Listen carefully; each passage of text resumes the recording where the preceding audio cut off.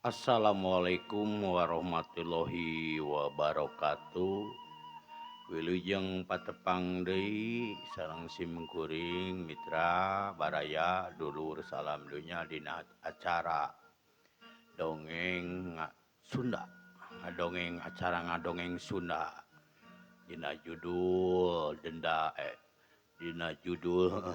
cinta ditolak dukun bertindak. Mangga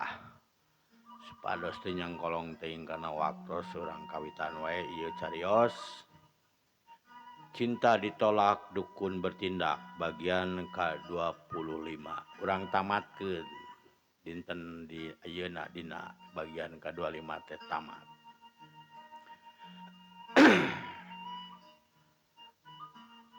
Kocapkeun majuna kendaraan terus ngadius terus ngajugjug ke kota, di kota terus maju rada geus teu geunah rasa manehna boga gitunya ari hate mah gitu kalisa teu bisa nepungan pisan gitunya jeung di lisa oge ayeuna mah da geus lain-lain adilah cenah naon kasuat-suat malahan mun ditepungan atau panggih teh mah jeung ongkohan nu utama nama kolotna model Amul Rokayah Boha Abah Hasan Haji Hasan manehna setengah ngalamun mawa kendaraan asa beda ya. Nah, asa beda nyanak mobil kendaraan teh mobil teh kade. Wah, nya rada ieu teh rada tunuh. Rada jeung nyeri mastaka ieu teh. Kade atuh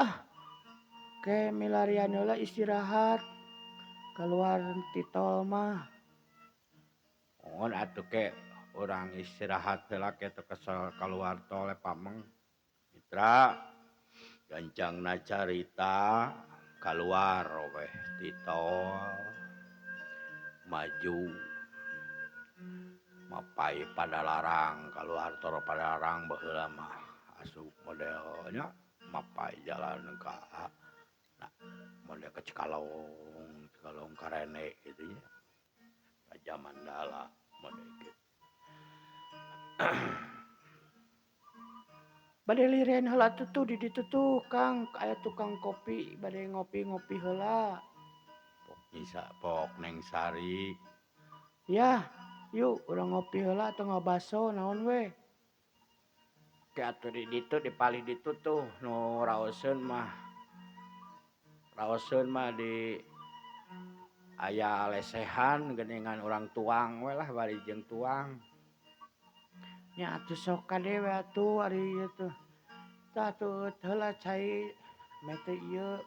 bari nyetir teh nya mitra udud mah teu pareum bae ieu ngaroko we bari ngaroko bari nyetir.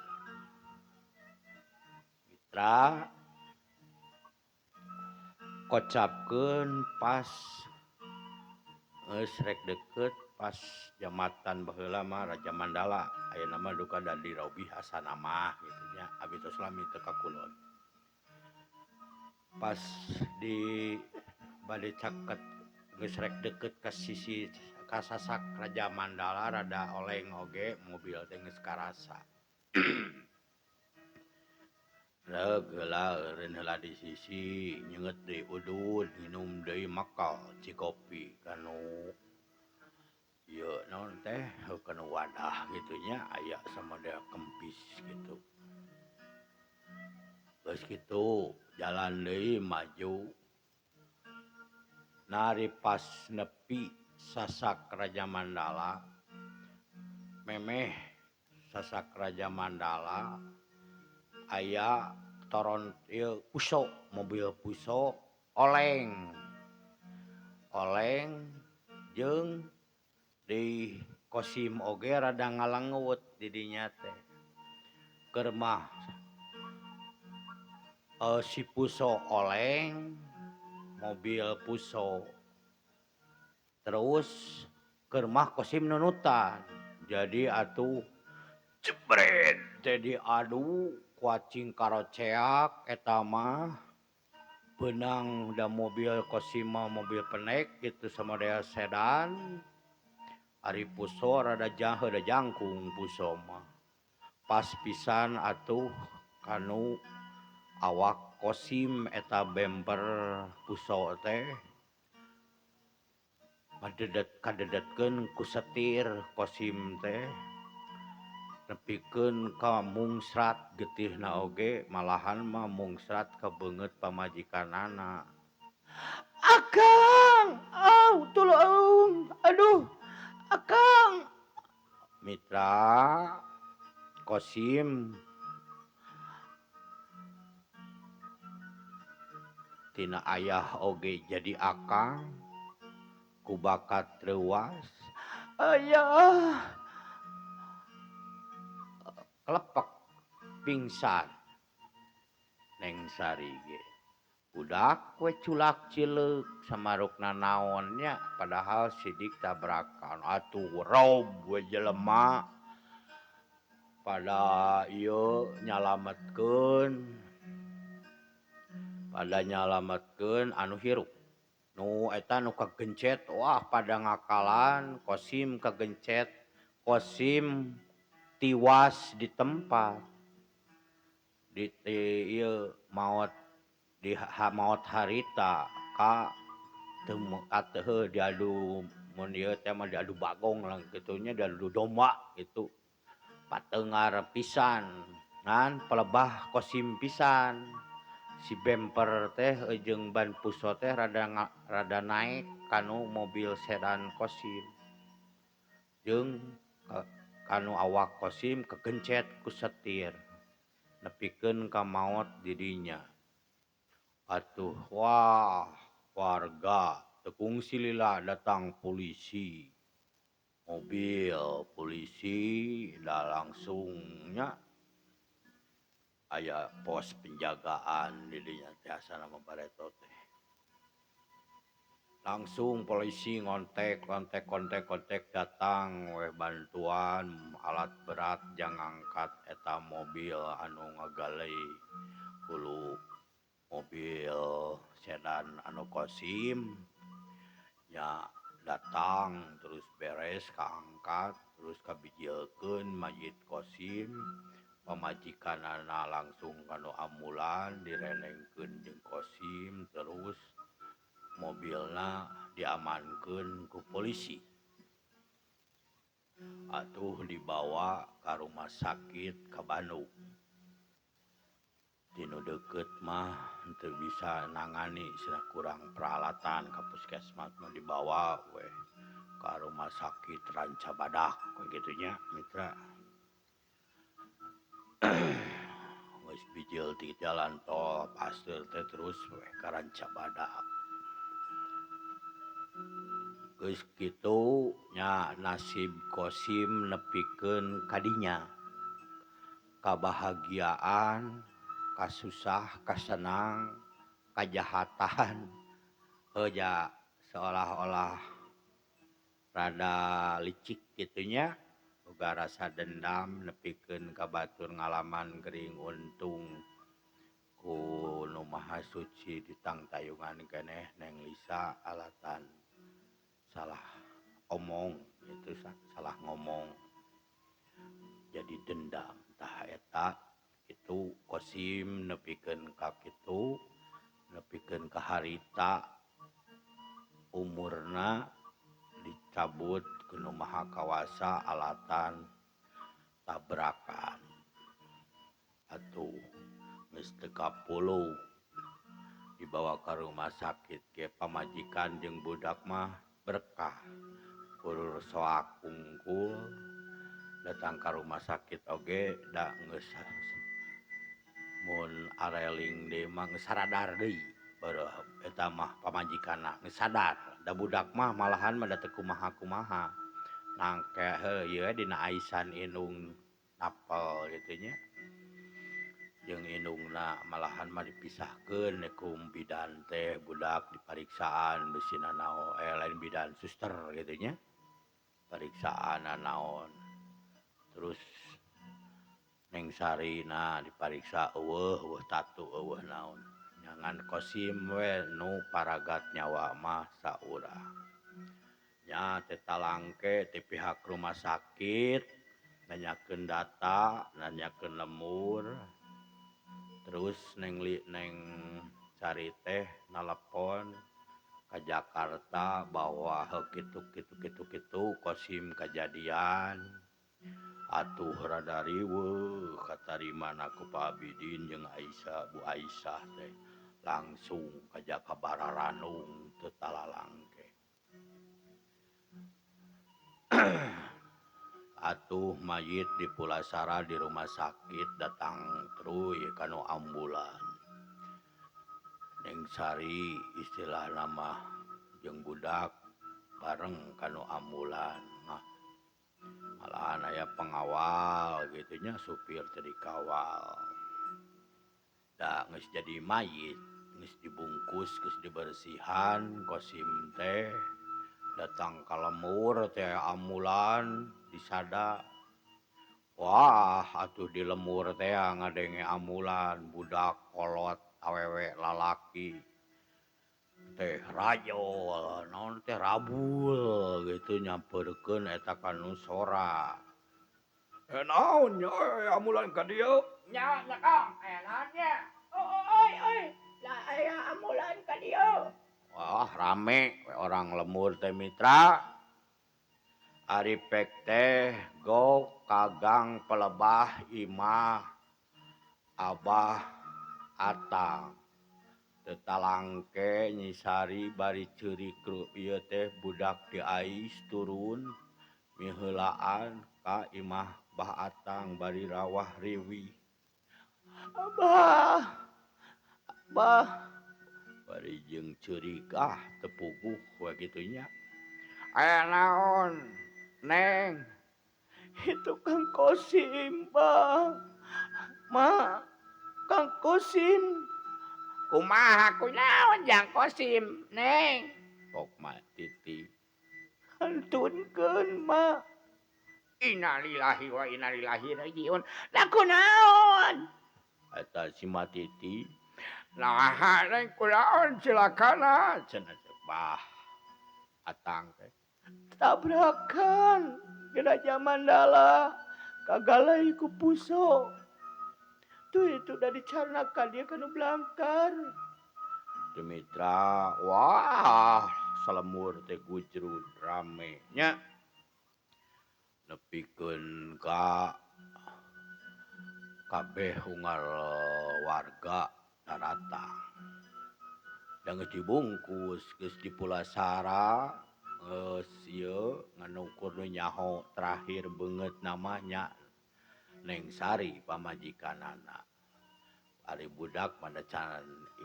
hideng gitu nya umur 2 tahun leuwih mah can dijeg gitu teu kungsi lila jul-jol we warga kabeh ngaso heula mitra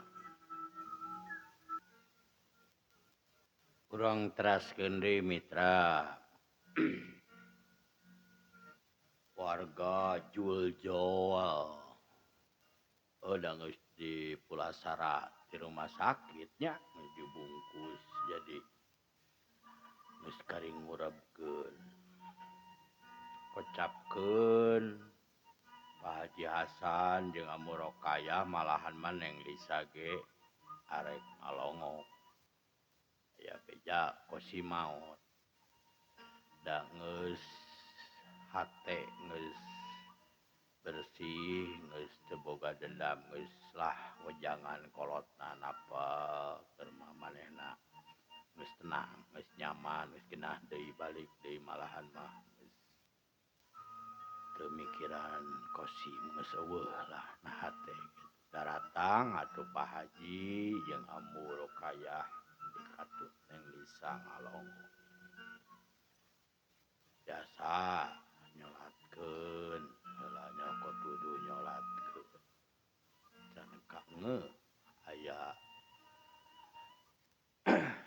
jeung Sari pas beres nyolatkeun gegak tariuk gitunya lalaki keluar ari pek teh pas ngareret Lisa ka Sari eta Sari sanes geuning Lisa eta teh muhun abdi Lisa abdi boga salaki ya pondok umurna budak coba 2 tahun baruk sugan teh sanes caroge Sari Kang Kosim teh mun caroge abdi nyampe penak di ditu di Jakarta hampura Lisanya waktu keur harita Lisa teh damang abdi meuni teu ngelol wios teu sawios alhamdulillah tos damang deui ayeuna mah tos sehat deui nya atuh cing tabah we nya Sari mitra hate mah da teu bisa dibobodo anger aya keneh saeutik kitu nya samet neng Lisa teh ka Kosim malahan makasih matiti mah ngagabruk malahan mah ceurik neng Lisa teh boh amujumi hapunten sareng amborokaya kitu nya ka matiti si Abah Atang rangkul-rangkul jeung bahasan menta hampura selingi dihampura hampura we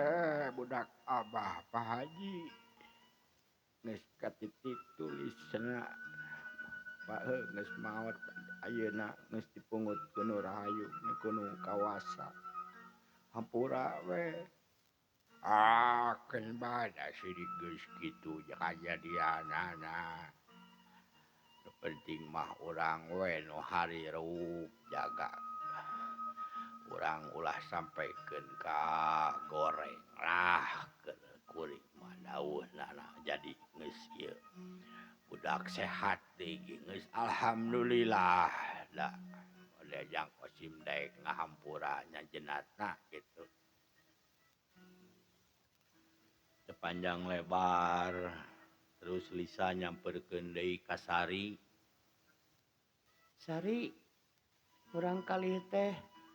sabaraha taun ayeuna teh nya sambil ngantos we kabar atuh sambil ngantos ieu dikurebkeun bade naros aya kana 2 tahunan mah eta Lis gitu lalaki budak teh saha ngaranna Elias gepeg atuh mitra rada ka ieu nya kengeng Kang Kosim we kengeng Kang Kosim nganamianana Elias rada ngageter oge hate neng Lisa nya da beda saeutik kitu nya sidik sok elis kitu nya ari keur waktu bobogohan gitu Kosim atuh pagabruk-gabruk duanana ngan teu duanana ge teu balaka antara neng Lisa jeung Sari teh bawa ka Kosim urut ka bogoh Lisa teu sampekeun ka nyarahoeun we kitu nya ngan warga unggul anu apal teu kungsi lila datang WRT ieu teh rek kumaha ieu teh keputusanana karunya diantep poe ieu layon teh RT meh puguh mun rek dikuburkeun ayeuna nya rek nitah barudak lamun moal nya teu naon isuk kumaha nu ieu we kumaha kolot da jeung pamajikanana sok kumaha badami atuh mumpung berang keneh yeuh mitra pok RT jaja SWRT atulah ke orang badami heula atuh jeung pamajikanna da teu bisa mutuskeun atuh nini ma oge abahna kumaha oke heula atuh urang tanya heula ka Neng Sarina Eng kumaha ieu teh arek di ieu wae dimakamkeun ayeuna atawa arek enjing rek dikemitan sawengi kumaha saena we atuh Abah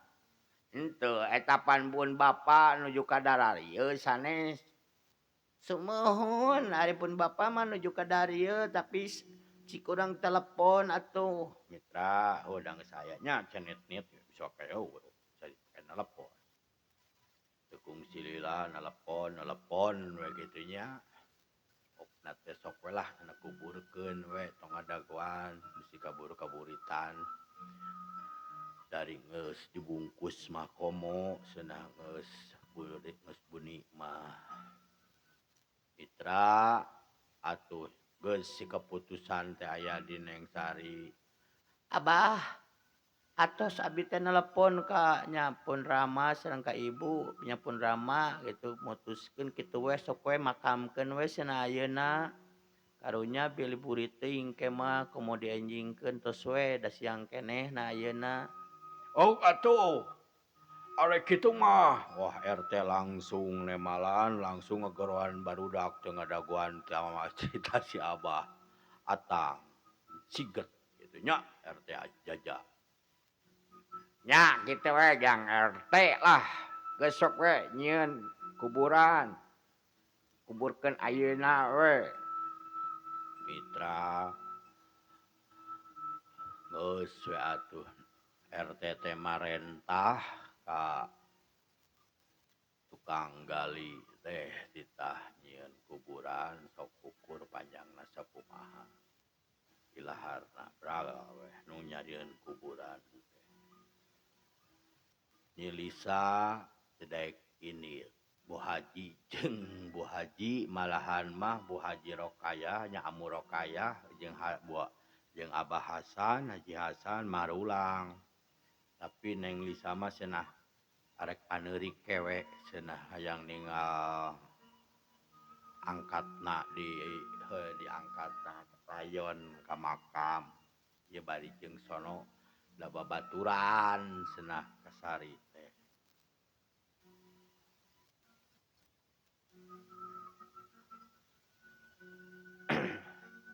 baruk babaturanana geuning asa ieu asa dongeng aing bae antep we nya mu ayo balik kan bae antep cenah ngarobrol we sidik geus eueuh sidik anu ieu mah anu boga lakon mah geus maot nu boga lalakon jeung boga carita nama si Kosim nu puguh mah ayo balik we atuh mitra tukung sililanya marulang we Abah Hasan sareng Amu Rokayah marulang Lisa sabot daguan ieu kuburan digali ngobrol we jeung Sari tapi ngobrol teu ngajurus kanu ieu naon teh teu ngajurus kanu geus eueuh ngobrol ngobrol budak we jeung keur waktu pada kaluliah duanana ge baruntu kuliah ku si Kosim Neng Lisa jadi eureun kuliahna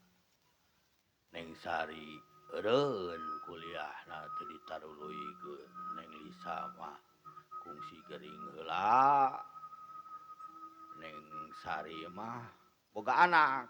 gitu mitra kocapkeun arek memeh asar kuburan teh geus beres aya nu datang ti makam Wah, Pak RT, siap makam. Oh atuh geus sok gitu sok. Ya we kanu pasarankeun sok gotong. Bral atuh mitra. Kosim teh sakitu caritana ngalalakon mimiti tina nyeri hate ka awewe ku awewe terus ngulinkeun morot awewe jeung boga deui pamajika boga pamajikan cul jadi cul anak budakna nu ngaranna Elias teh jadi yatim Neng Lisa ge malahan mah nyaaheun bubuhan dihaja ku Kosim teh rada dideketkeun ka ngaran Lisa jadi Elias lalaki padahal kocapkeun anu ti makam nu ka makam geus nepi layon dikurebkeun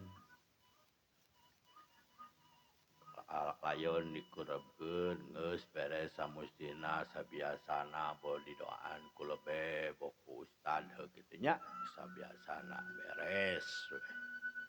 Kocapkeun Neng Lisa ge teu panjang lebar tangkeup we istilahna mah ngayeukeun rek balik kitu nya terus kosi eta teh Bah Atang sasalaman jeung Neng Lisa bari jeung hampuraan ka Neng Lisa boh matiti kocapkeun datang weh inung bapana Neng Sari kumaha Neng tos dikuburkeun yang Kosim eta teh cep Kosim teh atos apa Pak atos oh bae atuh dari geus takdir mah sidik teh bisa dipungkir geus we cing sabar hidupkeun we budak mah da tinggal budak keur mah ngarorakeun we atuh Lisa mah tuluy mulang geus we teu kacatur deui kahirupan Lisa normal deui sanajan can boga salaki ge nya Neng Sari nepikeun ka tujuhna di lemur jeung Abah Atang inung bapa nama marulang dua sapeting di waktu harita ge geus marulang mitra sakitu carios cinta ditolak dukun bertindak bagian ke-25 tamat nya 25 teh tamat sakitu hapunten nu kasuhun samugia sagala kalepatan abdi kakirangan simkuring kalepatan simkuring boh dinanya ieu nyarios boh dinanya nakeun tata bahasa atanapi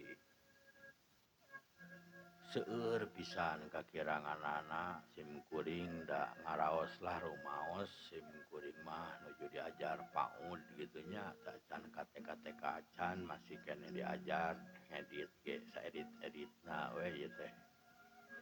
manawian atuh bahan katampi ieu dongeng